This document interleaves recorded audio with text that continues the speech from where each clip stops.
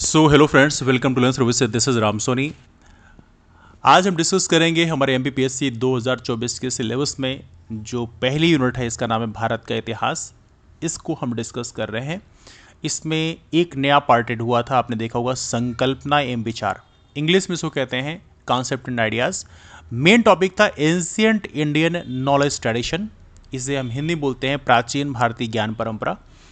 और इसमें ये सारे टॉपिक आपको स्टडी करने हैं। इसमें भारतवर्ष हैं, वेद है, उपनिषद है, आरण्यक है, ब्राह्मण ग्रंथ हैं, षट दर्शन है, स्मृतियाँ, ऋत, सभा, समिति, गणतंत्र, वर्णाश्रम, पुरुषार्थ, ऋण संस्कार, पंच महायज्ञ, कर्म का सिद्धांत, बोधिसत्व और तीर्थंकर यहाँ पे आपको स्टडी करनी है। नाउ ये टॉपिक बिल्कुल नया है, इसलिए बहुत सारे लोग इससे परेशान हो रहे हैं, लेकिन बहुत परेशान होने की जरूरत नहीं है। इनमें बहुत सारी चीज़ों को आप ऑलरेडी पढ़ते आए हैं, लेकिन थोड़ा सा हम उसको और ज़्यादा ओपन करेंगे, डिस्कस करेंगे। देखिए, जब भी हम प्राचीन भारतीय ज्ञान परंपरा की बात करते हैं तो हमारा फोकस किस में होता है? ज्ञान में, है ना। ज्ञान होना चाहिए। अब किस किस प्रकार के ज्ञान हमें पढ़ने हैं? अब देखिए, जब भी हम ज्ञान की बात करते हैं तो ज्ञान कई प्रकार का हो सकता है। या तो रिलीजियस हो सकता है, धार्मिक ज्ञान हो सकता है। क्योंकि धर्म का जो डेवलपमेंट है वो भी काफ़ी महत्वपूर्ण डेवलपमेंट माना जाता है। जो धार्मिक सेंटर थे वहाँ पर बहुत सारी फिलॉसफीज आपको पढ़ाई जाती थी, बहुत सारे महत्वपूर्ण आपको और भी जानकारियाँ दी जाती थी, किस तरह से आपको कर्मकांड करने हैं, और बहुत सारी चीज़ें वहाँ पर बताई जाती थी। और यदि आप पढ़ेंगे हमारे रिलीजियस टेक्स्ट को, जैसे वेद है, उपनिषद है, आरण्यक हैं, तो वहाँ से बहुत सारी आपको जानकारियाँ मिलती हैं धार्मिक ग्रंथों के बारे में, है ना।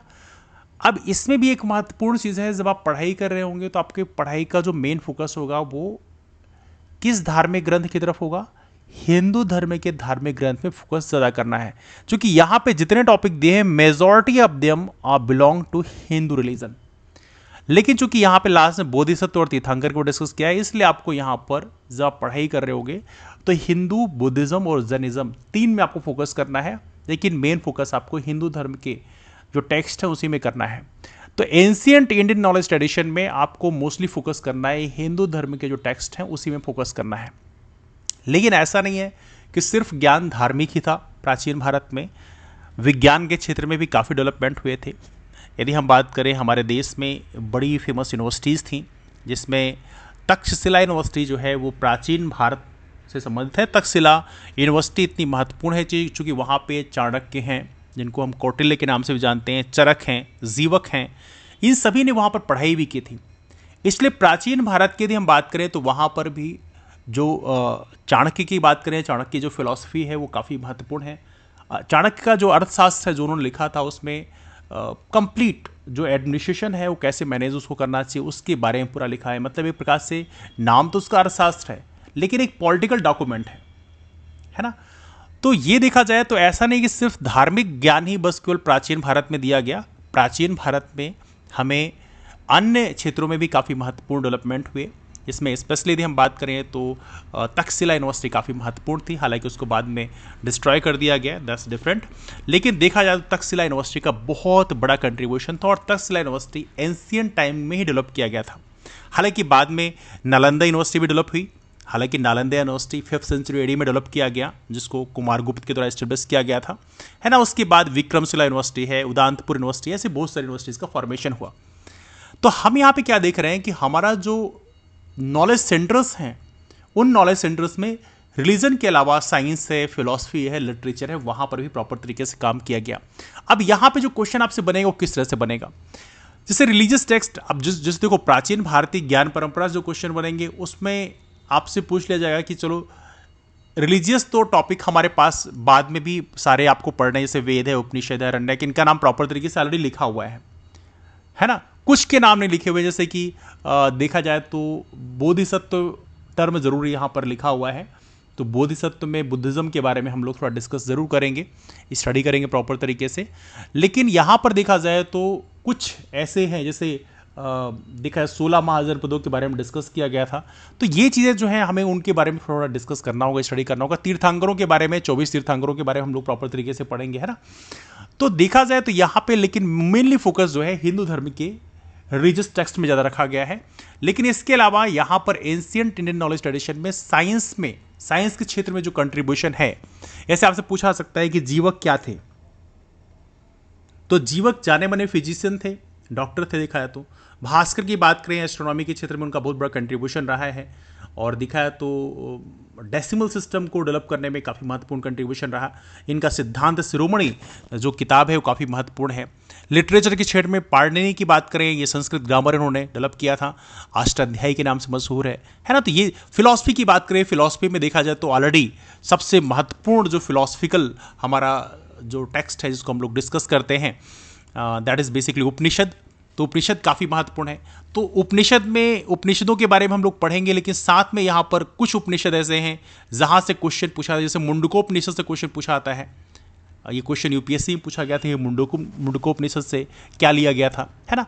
तो आमतौर पर यहाँ पे आपको एक होलिस्टिक वे में स्टडी करनी है। धार्मिक ग्रंथों में ज़्यादा फोकस करना है, जैसे वेद है, उपनिषद है। वेदों में आमतौर पे जैसे हम लोग जब वेदों की बात करते हैं तो वेदों में देखा जाए तो वेदों में आपको यहाँ पे क्वेश्चन इस तरह से पूछे जाते हैं। जैसे ऋग्वेद की बात करें तो ऋग्वेद में से क्या लिया गया है, सामवेद से क्या चीज़ें लिया गया है। जैसे ऋग्वेद की बात करें, सबसे अर्लीस्ट फॉर्म वेद है। सामवेद की बात करें, साम जो शब्द है यहाँ पे सामवेद, इससे क्या है, जो सिंगिंग है वो इससे इवोल्यूशन हुआ है सिंगिंग का। यजुर्वेदा की बात करें, बुक ऑफ प्रेयर्स है। अथर्ववेदा की बात करें, book of magic and charms हैं, जो स्पेल्स होते हैं वो वहाँ से लिया गया है। तो यहाँ पे ये सारी चीज़ें आपको पढ़नी है। इसके अलावा यहाँ पे ये सारी चीज़ें पढ़नी है कि वेदों में क्या चीज़ें हैं, जैसे संहिता है ना, ब्राह्मणाज हैं, उसमें अरण्यक्स हैं, उपनिषद हैं, तो उसमें क्या चीज़ें कहाँ पे हैं उनको आपको स्टडी करनी पड़ेगी। फिर ऋग्वेदा कभी उसको इवॉल्व किया गया, 1800 से लेकर 1100 BC के आसपास इसको लिखा गया। इसमें कितने वर्सेस हैं वो सारी चीज़ें प्रॉपर तरीके से पढ़ेंगे। सामवेद में तो इन चीज़ों के बारे में हम लोग बाद में डिटेल में डिस्कस करेंगे। लेकिन जो पढ़ाई का आपका मेन फोकस है वो आपको सिर्फ रिलीजियस टेक्स्ट को आपको नहीं पढ़ना है, रिलीजियस नॉलेज को बस नहीं पढ़ना है। थोड़ा साइंस के क्षेत्र में जो डेवलपमेंट हुए उसको भी थोड़ा स्टडी आप करेंगे। फिलोसफिकल टेक्स्ट में जो डेवलपमेंट हुए उसको भी आप पढ़ेंगे। लिटरेचर के क्षेत्र में जो डेवलपमेंट हुए हैं उस एंशिएंट टाइम में उसको भी आप स्टडी करेंगे प्रॉपर तरीके से। उसके एमसीक्यूज हम आपको ऑलरेडी प्रोवाइड कराएंगे। लेकिन यहाँ पे जो पढ़ाई करने का जो पैटर्न होगा वो किस तरह से होगा ये आई थिंक आप समझ चुके होंगे, है ना। नाउ नॉलेज सेंटर्स की बात करें तो नॉलेज सेंटर में यहाँ से क्वेश्चन जरूर बनेगा आपसे। जैसे तक्षशिला की बात करें, तक्षशिला एक महत्वपूर्ण नॉलेज सेंटर था हमारे देश में और ये सबसे एंशिएंट टाइम का माना जाता है। ये क्वेश्चन भी एग्जाम में पूछा गया था किसी पीएससी में कि सबसे एंशिएंट टाइम का नॉलेज सेंटर कौन सा है। उसमें सभी का नाम दिया था, इसमें तक्षशिला का नाम दिया था, नालंदा का नाम दिया था, विक्रमशिला का नाम दिया था। तो सबसे एंशिएंट टाइम का जो तक्षशिला है और इसको हम मानते हैं लगभग 600 BC के आसपास, 600 BC के आसपास इसको डेवलप किया गया होगा। बिकॉज अब उसकी क्लियर डेट तो नहीं मिलती है, बिकॉज इतना पुराना जब इंस्टीट्यूशन होता है, चूंकि उसको डिस्ट्रॉय भी कर दिया गया है तो उसके सारे के सारे हमें ये चीज़ें सोर्सेज नहीं मिलते। लेकिन चूंकि तक्षशिला यूनिवर्सिटी में हमारे जाने माने जो विद्वान है, जिसमें चाणक्य का नाम आता है, चरक का नाम आता है, जीवक का नाम आता है, इन्होंने वहाँ पर पढ़ाई की है। और जीवक की बात करते हैं, चाणक्य की बात करें, चाणक्य मतलब चंद्रगुप्त मौर्य के टाइम पीरियड की बात करें, 300 BC की बात कर रहे हैं, तो ऑब्वियस सी बात है ये one of the oldest institution है तक्षशिला यूनिवर्सिटी। और ये कहाँ पे है, वैसे रावलपिंडी जो कि पंजाब में है, जो कि पाकिस्तान में एज ऑफ नाउ है। हालांकि अब तो इसके सिर्फ रिमेन्स बचे हुए हैं, इसको कंप्लीटली डिस्ट्रॉय कर दिया गया है। तो तक्षशिला ये है। फिर हमारे यहाँ नालंदा यूनिवर्सिटी काफ़ी महत्वपूर्ण है, एक महत्वपूर्ण नॉलेज सेंटर के रूप में डेवलप हुआ। ये बिहार में है, नालंदा में है। और देखा जाए तो जो पहले मगध का जो क्षेत्र है उसमें पड़ता था। तो देखा जाए तो यहाँ पे देखिए, यहाँ पे एक चीज़ आपको समझना है, तक्षशिला भी एक बुद्धिस्ट सेंटर था। वैसे Takshashila was also a Buddhist centre, है ना। नालंदा की बात करें, वहाँ पर ही बुद्धिज्म के बारे में काफ़ी कुछ किया था, टीचिंग किया था। समय के साथ चीज़ें डेवलप हुई, बुद्धिज्म डाउनफॉल में गया। हालांकि दुनिया के अलग अलग देशों में तो काफ़ी डेवलप हुआ, लेकिन इंडिया में डाउनफॉल में चला गया। उस डाउनफॉल की कई सारी वजह हैं, उसको हम बाद में डिस्कस करेंगे। लेकिन यस, बुद्धिज्म बुद्धिस्ट सेंटर के रूप में काफ़ी डेवलप हुआ। और बुद्धिज्म में जैसे मैं आपसे रोज डिस्कस करता हूँ, 3 महत्वपूर्ण आर्किटेक्चर होते हैं। इसमें स्तूप है, विहार है, और स्तूप हो गया, विहार हो गया और चैत्य हो गया। तो जो विहार हैं वो आमतौर पे नॉलेज सेंटर के रूप में काम किया करते थे। हालांकि vihar is been acting like as a residence place of monks, but फिर भी उसको हम नॉलेज सेंटर के रूप में कई बार इस्तेमाल करते थे, है ना। तो नालंदा हो गया। नालंदा कहाँ पे है आप जानते हैं, बिहार में है। लेकिन नालंदा की बात करें, इसका डेवलपमेंट 5th सेंचुरी AD में किया गया था, कुमार गुप्त के द्वारा इसको बनवाया गया था। और इसको डिस्ट्रॉय करने का जो दारोमदार है वो बख्तियार खिलजी को जाता है। बख्तियार खिलजी ने इसको 12th सेंचुरी AD में डिस्ट्रॉय कर दिया था, खत्म कर दिया था। फिर यहाँ पे विक्रमशिला यूनिवर्सिटी भी हम लोग डिस्कस करते हैं। विक्रमशिला यूनिवर्सिटी बेसिकली भागलपुर में है, बिहार में है। इसको पाल राजा धर्मपाल के द्वारा बनवाया गया था। ये लिए क्वेश्चन भी एग्जाम पूछा था, कौन से राजा के द्वारा इस यूनिवर्सिटी का फॉर्मेशन किया गया। जैसे नालंदा के बारे में कई बार क्वेश्चन पूछा गया कि इसको किसने बनवाया, तो कुमार गुप्त ने बनवाया 5th सेंचुरी AD में। विक्रमशिला की बात करें, इसको बनवाने का श्रेय जाता है कि इसको इट वाज धर्मपाल के द्वारा बनवाया गया। और ये क्वेश्चन कई बार एग्जाम पूछा गया है, तो ये चीज़ें थोड़ा सा आपको पढ़ाई करनी है। नाउ तक्षशिला यूनिवर्सिटी की बात करें तो यहाँ पे क्या चीज़ें पढ़ाई जाती है, जिसमें वेद है, ग्रामर है, फिलॉसफी है, आयुर्वेद के बारे में पढ़ाया गया, एग्रीकल्चर के बारे में, सर्जरी के बारे में, पॉलिटिक्स के बारे में, आर्चरी के बारे में, वॉरफेयर के बारे में, एस्ट्रोनॉमी के बारे में, कॉमर्स के बारे में, इन सभी चीज़ों के बारे में तक्षशिला यूनिवर्सिटी में पढ़ाया था।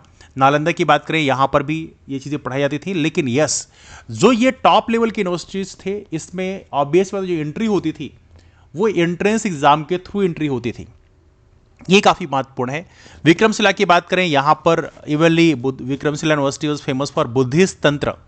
आपको याद होना चाहिए, बुद्धिज्म में एक सेक्ट है, जैसे आप लोग हीनयान पढ़ते हैं, महायान पढ़ते हैं, वैसे ही एक सेक्ट है, इसका नाम है वज्रयान। तो वज्रयान में प्रॉपर तरीके से जो तंत्र विद्या है उसके बारे में डिस्कस किया जाता है। तो वो चीज़ें भी विक्रमशिला यूनिवर्सिटी में पढ़ाया था। विक्रमशिला यूनिवर्सिटी की बात करें, कहाँ पे है, भागलपुर बिहार में। इसको धर्मपाल के द्वारा बनवाया गया था। 770 AD के आसपास का जो टाइम पीरियड है, मतलब 800 AD के आसपास का टाइम पीरियड जो है, उस टाइम पे इसको बनवाया गया था। तो ये है विक्रमशिला यूनिवर्सिटी, जहाँ पर फिलॉसफी, ग्रामर, इसके अलावा मेटाफिजिक्स, इंडियन लॉजिक की सारी चीज़ें आपको यहाँ पर पढ़ाई जाती थी। यहाँ पर जब हम पढ़ाई करते हैं, इंडियन नॉलेज ट्रेडिशन की बात करते हैं, तो यहाँ पे जो लर्निंग सेंटर है, कई बार यहाँ से क्वेश्चन पूछा जाते हैं कौन सा लर्निंग सेंटर क्या था। अब इससे आमतौर पर टेंपल का नाम तो आप जानते हो कि मंदिर क्या है। मंदिर में ऑब्वियस सी बात है, यहाँ पर हिंदू रिलीजन के बारे में चीज़ें पढ़ाई जाती थी। लेकिन मंदिर सिर्फ और सिर्फ पूजा स्थल पहले नहीं होते थे। मंदिरों में आपको प्रॉपर तरीके से लर्निंग भी वहाँ पे होती थी, क्योंकि मंदिर काफ़ी एकांत जगह में होते थे। मतलब वहाँ पे एक प्रॉपर लर्निंग के लिए वहाँ पे एक एटमॉस्फेयर होता था। तो वहाँ पे मैथ्स, एस्ट्रोनॉमी, लिटरेचर, ये सारी चीज़ें भी मंदिरों में पढ़ाई जाती थी। अनफॉर्चुनेटली प्रेजेंट टाइम में मंदिर केवल रिलीजियस सेंटर बन चुका है, वहाँ सिर्फ पूजा पाठ होती है। लेकिन पहले मंदिर जो है एक लर्निंग सेंटर भी हुआ करते थे। इसके बाद मठों की बात करें, मठ होते थे, हिंदू मोनास्ट्री से बोलते थे हम लोग। इससे वेद, संस्कृत, फिलॉसफी, इन चीज़ों के बारे में पढ़ाया था, तो ये मठ होते थे। एक और महत्वपूर्ण लर्निंग सेंटर है, इसके बारे में हम लोग कम डिस्कस करते हैं, इसे बोलते हैं बसाड़ी।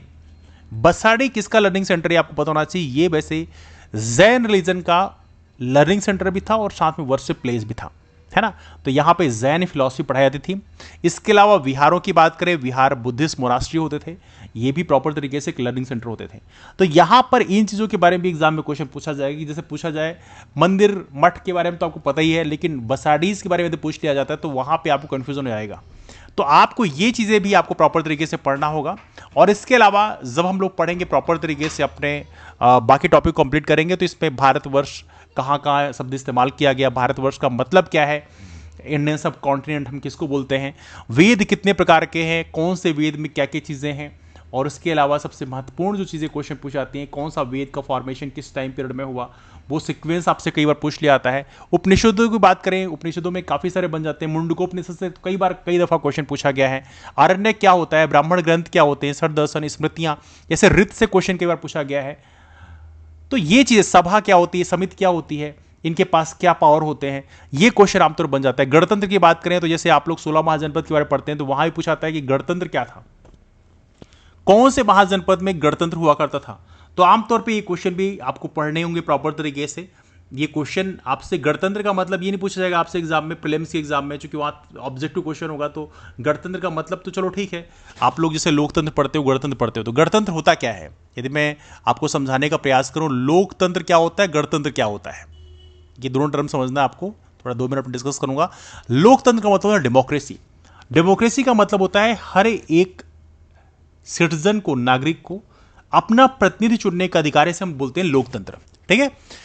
गणतंत्र में क्या होता है, गणतंत्र में सारा फोकस होता है उस देश के मुखिया पे, मतलब उस देश का जो मुखिया होगा, मतलब उस देश का जो राजा होगा या राष्ट्रपति होगा, जो भी है, वो चुन कर आएगा, इसे बोलते हैं गणतंत्र।